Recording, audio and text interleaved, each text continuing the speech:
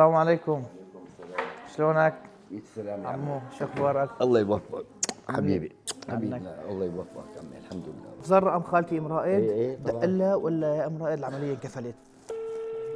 ايش قد غالي عليك لحتى حافظان رقمها؟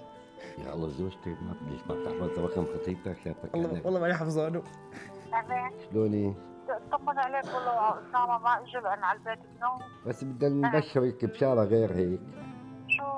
بالنسبة لوضع عمليتك إدلبيون من إدلب يعني جايين كفلوا بموضوع عمليتي إيه الحمد لله رب حتى قال إذا العالمين. بدك غير العملية يعني قلت له لا عملية وكتر خيركم. ايش قلت لك بدك؟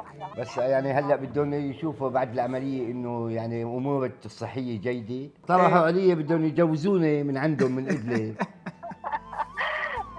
بدنا نضل جنبه لحتى نوصل لك اياه على البيت. بارك الله بارك الله. هدول وردات للعم ابو رائد، تعالوا بقى نعطيه اياهم. ما شاء الله ما عرفتك. والله الحمد لله رب يا جماعه شبع من ابو رائد. عليك. شد الله اكبر الله اكبر. مثل النمر. بس ما شجعني كثير لو منطقه. الله يوفقك يعني. الحمد لله على سلامتك. الله يسلمك. طيب نروح على البيت ها؟ ايه على البيت ان شاء الله. الله احيانا.